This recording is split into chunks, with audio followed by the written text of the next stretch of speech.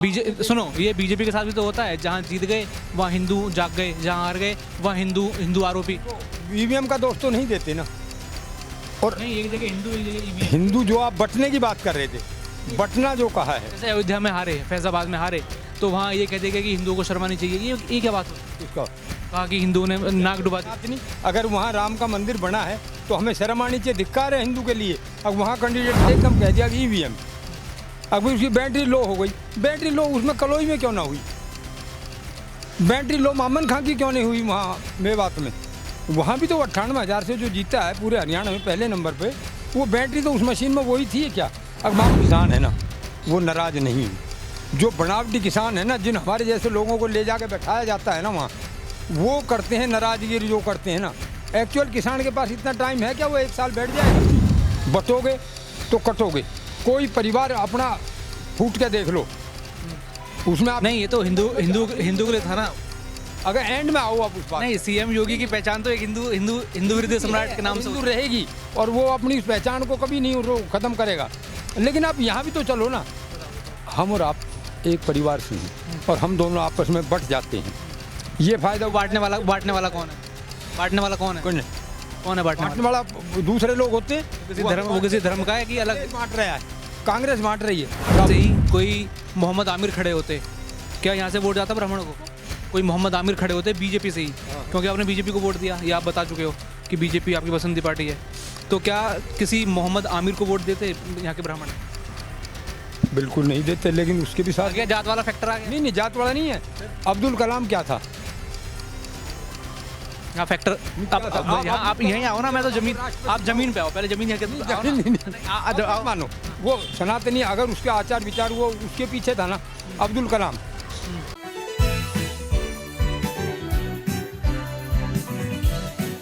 जहाँ भी कांग्रेस हारती है वहाँ हमेशा कांग्रेस ने ईवीएम को दोष दिया है, और जहाँ जीत जाती है वहाँ ईवीएम का चर्चा नहीं करती। ये सुनो, ये बीजेपी के साथ भी तो होता है, जहाँ जीत गए वहाँ हिंदू जाग गए, जहाँ हार गए वहाँ हिंदू आरोपी। ईवीएम का दोष तो नहीं देते ना। और नहीं, एक जगह हिंदू, एक जगह ईवीएम। हिंदू जो आप बंटने की बात कर रहे थे, बंटना जो कहा है, जैसे अयोध्या में हारे, फैजाबाद में हारे, तो वहाँ ये कहते हैं कि हिंदुओं को शर्मा नहीं चाहिए। ये क्या बात होती है? किसका?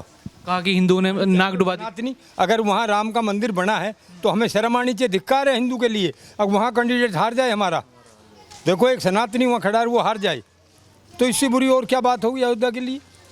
लेकिन अयोध्या में तो कईयों की जमीन उनके पैसे नहीं दिए गए, कई सारे मसले थे। ऐसा कभी संभव नहीं। ज़मीनें हमारी भी एक्वायर होती हैं, सरकार पैसे देती है, हिसाब से देती है। लेकिन अब आप एक बात हो, तो यहाँ से रोड निकलना है और मेरा यहाँ पे छोटा पीस है और वो उस रोड में आ गया और पीछे वाले कर लगे, तो मैं कहूँगा मैं इसको तो रोड से हटा दिया, मेरी तो ज़मीन ख़त्म कर दी। ये तो हमेशा आप ये देखो, जिस आदमी को नुकसान पर्सनली या हारता है वो दोष देता है। अगर बीजेपी थोड़ी ऊंच नीच यहाँ पे हो जाती, 19-20 हो जाता, तो किसको दोष जाता बीजेपी में? किसमें? अगर बीजेपी यहाँ हार जाती, 19-20 हो जाता, किसको दोष जाता? मंथन करते भाई, किस वजह से ऐसा हुआ है।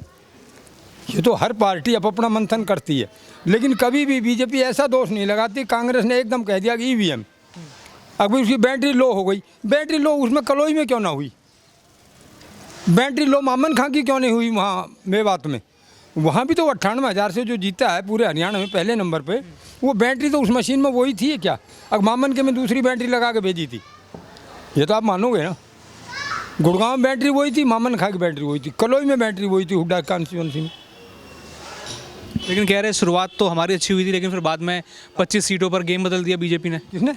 बीजेपी ने 25 सीटों में हेरफेर कर दिया। आपने भी देखा है, आप रिजल्ट भी देख रहे थे, आपने सब कुछ देखा है।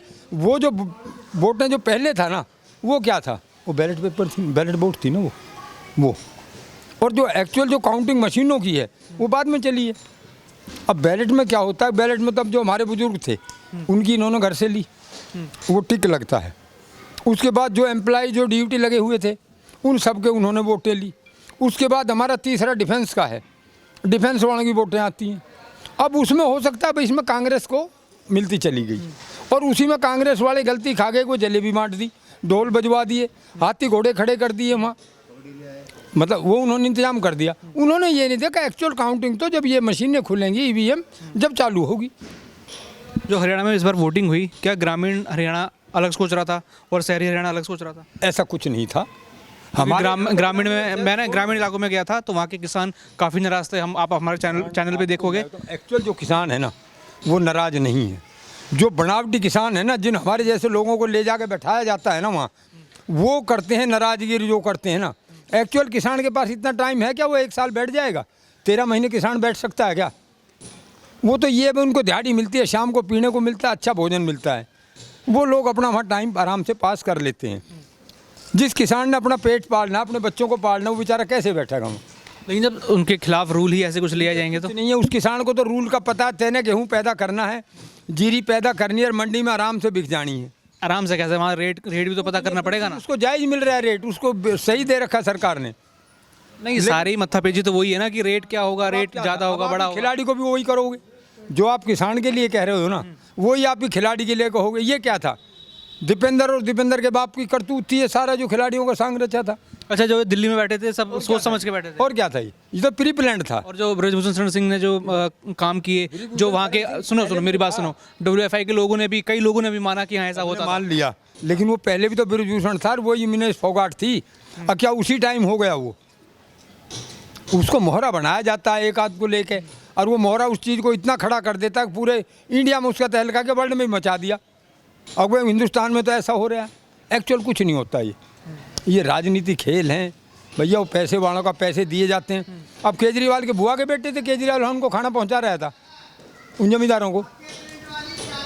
यूँ ही तो पहुंचा रहा था ना कि ये प्रदर्शन जो है ना, प्रदर्शन चलता रहे।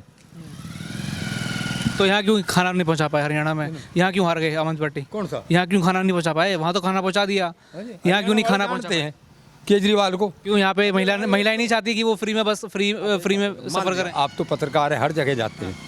आप ये बताओ, सरकार अगर इस ढंग से हर चीज़ फ्री करेगी तो कैसे काम चलेगा? मतलब आप ये लगा लो, हमें बिजली फ्री दे देगी, राशन तो दे ही रहे हैं, फ्री दे रहे हैं, पानी हमारा फ्री है और नगद भी हमें दे दिए जाएं, तो आप ये लगाओ सरकार तो आखिर कहीं से तो लाएगी, पैसा कहाँ से आएगा? अब पेंशन है 3,000 दे रहे हैं हरियाणा में, आप ये बताओ इसको डबल कर देते हैं हम, भाई 3,000 का 6,000 का बजट कहाँ से आएगा? लेकिन ये हमने चुनाव जीतना है भाई। जब उन्होंने 6 कहा तो इन्होंने, बीजेपी ने भी 6 कह दिया। उन्होंने 2,000 कहा हर महिला को, इन्होंने 2,100 कह दिया। अब मजबूरी तो ये हो रही है ना कि आजकल हमारा जो चुनाव है ना, वो एक स्वार्थ पर। अच्छा, मतलब मजबूरी में अब मिलेगा नहीं ये सब क्या जनता को? मजबूरी में बीजेपी में बस ऐलान कर दिया, मिलेगा नहीं ये सब? किसको? जो 2100 की पेंशन आप कह रहे हो, उसको देंगे जो जायज होगा। आपने उसमें कोई क्लैरिफिकेशन नहीं देखी होगी।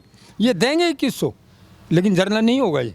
चलो, एक बयान बहुत चर्चा में आया जब चुनाव आखिरी चरणों में थे, जब वोटिंग से कुछ दिनों पहले, जब प्रचार रुकने वाले थे, योगी आए, उन्होंने बोला बटोगे तो कटोगे। हाँ। क्या ये इशारा कहीं हिंदू एकता की तरफ था, या फिर यहाँ सीधे सीधे चेतावनी दे दी गई थी लोगों को कि बीजेपी को वोट देना ही पड़ेगा वरना बहुत बुरा होगा? ये नहीं हिंदू के लिए था, नहीं चेतावनी थी। आप अपने परिवार में क्या भाई हो? आप? हम 2 हैं। 2 हो। आप दोनों अलग बट जाओ झगड़ा करके, आपके पड़ोसी आप पे हावी हो जाएंगे। योगी जी की बहुत ऊंची सोच थी, बटोगे तो कटोगे। कोई परिवार अपना फूट के देख लो, उसमें आप नहीं, ये तो हिंदू के लिए था ना। अगर एंड में आओ आप उस बात नहीं, सीएम योगी की पहचान तो एक हिंदू विरोधी सम्राट के नाम से रहेगी, और वो अपनी उस पहचान को कभी नहीं खत्म करेगा। लेकिन आप यहाँ भी तो चलो ना। बताओ। हम और आप एक परिवार से हैं और हम दोनों आपस में बट जाते हैं। ये फायदा बांटने वाला कौन है? बांटने वाला कौन है? कौन है बांटने वाला? दूसरे लोग होते हैं। वो किसी धर्म का है कि अलग बांट रहा है? कांग्रेस बांट रही है। राहुल ने आज तक अपनी जाति बताई है? क्या जाति है राहुल की? ब्राह्मण कहते हैं। कौन? उसका दादा क्या था? आप तो बच्चे हो बेटे, हम तो उसके नाम का ही पता है। क्या था उसके दादे का नाम? आप बताओ, पूरी हिस्ट्री आपको पता है? नहीं, मैं हिस्ट्री का, मैं तो वैसे तो कुछ नहीं, लेकिन उसका फिरोज खान बोलते थे ना। वो पारसी था, वो ईसाई था, वो मोहम्मदन था, आखिर था ना। हमारी आपकी जाति, हमारा दादा था वो हिंदू था, ब्राह्मण था, हम उसके दादे से चल रहे ब्राह्मण, हम कह रहे हैं ना। और जब मेरा दादा मोहम्मदन है या हरिजन है तो मैं ब्राह्मण कैसे हो जाऊंगा? माँ से तो बच जाता है। अगर माँ मेरी हरिजन आ गई ना तो वो तो दाब दब जाएगा, अगर बाप मेरा ब्राह्मण है तो। लेकिन अगर मेरा बाप ही चमार है या कुछ और जाति है, हरिजन है, तो मैं उस जाति को तो नहीं बचा सकता ना। अगला अपनी जाति बताओ को ना, भी दुनिया की जाति गणता करा रहा है भाई, ऐसा क्यों? तुम पहले अपनी जाति, क्या मोहम्मदन में जातियाँ नहीं होती? ये तो आप मानोगे मोहम्मदन में भी तो जातियाँ होती हैं, उनकी गणना क्यों नहीं जाति पे? जब हिंदू की आप गणना करने जा रहे हो तो मोहम्मदन की भी कराओ जातियों गणना। लेकिन आपको मैं बताता हूँ, आप किसी भी सृष्टि के इस चक्र को घुमा दो, आज जो चल रहा है ना, सिर्फ अपने स्वार्थ पे चल रहा है, ना ये देश की परवाह कर रहे हैं।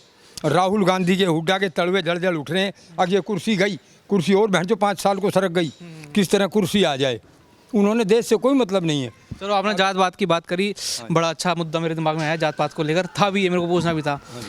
हरियाणा में जाट वर्सेस नॉन जाट ये बहुत चल रहा है। ऐसा है, आप जो कह रहे हो ना, एक हमारे चैनल पे रिकॉर्ड हुआ था, एक मेरे पास सुनो, उन्होंने कहा था कि अगर हम सब जाट एक हो जाते तो बीजेपी आनी ही नहीं थी। ऐसा कुछ नहीं है। अगर वो एक भी होते हैं, आप एक बात मानोगे, आज मैं ये कह दूं, हमारा पहलवान है, गुड़गांव सीट से जीता है, ब्राह्मण है, लेकिन आज अगर वोट देने वाले आप ब्राह्मण नहीं हो गया ना, नहीं, एक मिनट मेरी सुन लो, ये ब्राह्मण है ना, लेकिन आज अगर वो ब्राह्मण ये कहने लगा कि मैं ब्राह्मणों की वोट से जीता हूँ, ऐसा नहीं है। उसमें जाट का समर्थन नहीं है, उसमें हरिजन का वोट है, उसमें सैनिक का वोट है, उसमें मतलब हर जाति का वोट है। एक जाति से कोई भी कैंडिडेट जाट है, अपने हल्के में क्या जाटों के वोटों से बनेगा? उस हल्के में हरिजन भी तो होगा। लेकिन प्रभाव तो रहेगा ना, जो जाति यहाँ पर ज़्यादा रहेगी। ज़्यादा नहीं है, हर कोई भी कैंडिडेट हो किसी एक जाति से नहीं बन सकता, उसको हर जाति की वोट चाहिए। ये है भाई, जहाँ ज़्यादा है, अब आप ये लगाओ, हमारे यहाँ ब्राह्मण, इसी गांव में हमारे यहाँ ब्राह्मण मान लो 50% ब्राह्मण है और 50% में और जातियाँ हैं, तो थोड़ा प्रभाव तो ब्राह्मण की ज़्यादा वोट ऑटोमेटिक। चलो अभी मुकेश शर्मा खड़े हुए थे, अगर बीजेपी से ही कोई मोहम्मद आमिर खड़े होते, क्या यहाँ से वोट जाता ब्राह्मणों को? कोई मोहम्मद आमिर खड़े होते बीजेपी से ही, क्योंकि आपने बीजेपी को वोट दिया, ये आप बता चुके हो कि बीजेपी आपकी पसंदीदा पार्टी है, तो क्या किसी मोहम्मद आमिर को वोट देते यहाँ के ब्राह्मण? बिल्कुल नहीं देते, लेकिन उसके भी साथ क्या जात वाला फैक्टर आ गया? नहीं, जात वाला नहीं है। अब्दुल कलाम क्या था? यहाँ फैक्टर यहाँ आप यहीं आओ ना, मैं तो जमीन, आप जमीन पे आओ, पहले जमीन मानो वो सनातनी, अगर उसके आचार विचार वो उसके पीछे था ना, अब्दुल कलाम वो था मोहम्मदन जाति से, लेकिन उसका कौन आदमी आज भी मेरा ख्याल हिंदुस्तान का एक हिंदू, एक बच्चा अब्दुल कलाम के प्रति को बोल नहीं सकता। मोदी जी से लेके या राष्ट्रपति से लेके और हमारे जैसे जो हैं बैठे हैं ना रोड पे, उनके मुंह से भी ये नहीं लगेगा आप तो अब्दुल कलाम के बारे में, क्यों भाई, वो भी तो मोहम्मदन है। और हम अब्दुल्ला के बारे में खूब कहते हैं, उमर अब्दुल्ला के बारे में कहते हैं कि बदमाश है। मुफ्ती महमूद बाग उसके कहते हैं, मुफ्ती क्या है वो महबूबा मुफ्ती, उसके बारे में हम कहते हैं कि बदमाश है, खराब है ये, तो अंतर है ना। अब योगी जी को हम अच्छा क्यों कहते हैं? हिंदू तो वो होते हैं, योगी जी हमारे तो कुछ नहीं है, हमारे तो हरियाणा का तो, लेकिन आज भी हमारी जो आस्था है वो शायद योगी जी में बहुत है। हमारे यहाँ का अगर कोई भाषण देर की चुनाव में खड़ा होगा ना, तो शायद हम उस बात को ये सोचेंगे भाई योगी जी आए हैं, भाई हमें इस बात के बारे में पूर्ण विचार करना चाहिए और इनको सोचना चाहिए, देना चाहिए। लेकिन योगी जी तो ब्राह्मण नहीं है, ब्राह्मण से मतलब नहीं। अभी तो आपने बोला, अभी आप मैंने नाम बदल दिया। एक बात नहीं मानो आप, इस बात मैंने ब्राह्मण को तो कैसा कहा, किसी भी जाति का। आज मुकेश पहलवान ब्राह्मण होने के नाते नहीं है, ब्राह्मण होने के नाते जीता है, वो हर जाति ने वोट दिया, देखो ये उसको मानना पड़ेगी। जाट ने वोट दिया है, हम यहाँ क्या एक आदमी बैठे। मैं आपके पास पहले दिन आया, आप मेरी बात सुनो पहले पूरी। मैं आपके पास पहले दिन आया, आपने बोला हुड्डा ही आएगा, कांग्रेस को देंगे, पीछे जाके बीजेपी को दे दिया। नहीं, इसमें बताऊँ क्या है, अब हम यहाँ 5 आदमी बैठे हैं, अभी हमारे बड़े भाई साहब बैठे हैं, ये ठीक है, बुजुर्ग हैं, अब इनकी अंतर्नली अब मान लो कि ये कांग्रेस की चाह थी, लेकिन हम 5 आदमियों ने ये कह दिया कि नहीं जी बीजेपी, तो ये शर्मा जाएंगे इस बात से। अब भाई तू अकेला क्यों वो कहे, आप इनसे पूछोगे जब भी इन्हों कहेंगे ना ठीक है जी ये कह रहे हैं बस सभी हम साथ ही हैं, मतलब बोल रहे हैं हाँ हम सब साथ हैं। तो ऐसे जो साइलेंट वोटर होता है ना, उन्होंने भी खाल उधेड़ी है हुड्डा की। अब हुड्डा के गांव में जाटों गांव में आप वहाँ चले जाओ और वहाँ ब्राह्मण या हरिजन या कोई और जाति है वो बैठे हैं और वहाँ जाटों के सामने आपने माइक लगा दिया, तो उनकी हिम्मत नहीं है, वो ये कह देंगे अगर जी हम तो बीजेपी ने वोट देंगे, वे उन्हें कहेंगे ना ठीक है जी हुड्डा साहब ही ठीक है जी, वो इतना कहेगा आप तो जाते रहते हो, ऐसा कहते हैं वो। मैं कई ब्राह्मणों के गांव में गया हूँ जो प्रॉपर ब्राह्मण गांव है, वहाँ जाट शायद कुछ मुट्ठी भर होंगे, बाकी पूरा गांव पंडितों का था, लेकिन वो भी कह रहे थे हुड्डा। कौन सा? वो भी कह रहे थे कांग्रेस, वो ब्राह्मण कह रहे थे। हाँ, चाहे आप रोहतक के आसपास जो भी, मैं गया आगे इन गाँव में क्या कर रखा है, गोहाना हो गया या फिर यहाँ पर ये जुलाना। क्यों जिता दिया गोहाना से? तो यही तो मतलब लोगों ने फ्रॉड कर दिया ना, मतलब कांग्रेस को हवा में रख के वोट बीजेपी को दिया, ये फ्रॉड हो गया ना मतलब। मुझे अपने कपड़े फटने से बचाने के लिए कांग्रेस की हवा तो बढ़ानी थी, लेकिन वोट तो ना देना था ना, वोट तो अरविंद शर्मा को देना था। अब ऊपरी तो दिखाना तो करना था ना। अब यहाँ तो हमें डर नहीं है, हम धड़ा ले कहते हैं हम तो मुकेश पहलवान के उसमें, लेकिन वहाँ तो हमें डर लगता है। चलो तो यहाँ ये बताओ, यहाँ कितनी जलेबियाँ बटी? कितने यहाँ कितनी देवेंद्र रोज खा जले। अब भी देखो भाई, भाई साहबों को दोनों को गुलाब जामुन खिलाओ एक एक। देवेंद्र वो रखिए, बात जलेबी की हुई थी नहीं आप गुलाब जामुन खाओ, जलेबी को क्या रखिए देवेंद्र यहीं। क्योंकि यहाँ भी जलेबी बटी थी, कितने? कांग्रेस के ऑफिस में इतनी जलेबी बटी। आप जलेबी छोड़ो, आप गुलाब जामुन खाओ ताजा। देखो ये देखो, तो बाद में नहीं खाओ। तो जलेबी वाला खेल क्या हुआ? कुछ नहीं था, ऐसा था हम जल्दी कर गए, कांग्रेस थोड़ा जल्दी कर गई, इन्होंने जलेबी गर्म खा ली। अगर उसको ठंडी हो जाने देते ना तो फिर वो नहीं खाते। अब वो जल्दी जल्दी में खा गए, मुंह जल गया उनका।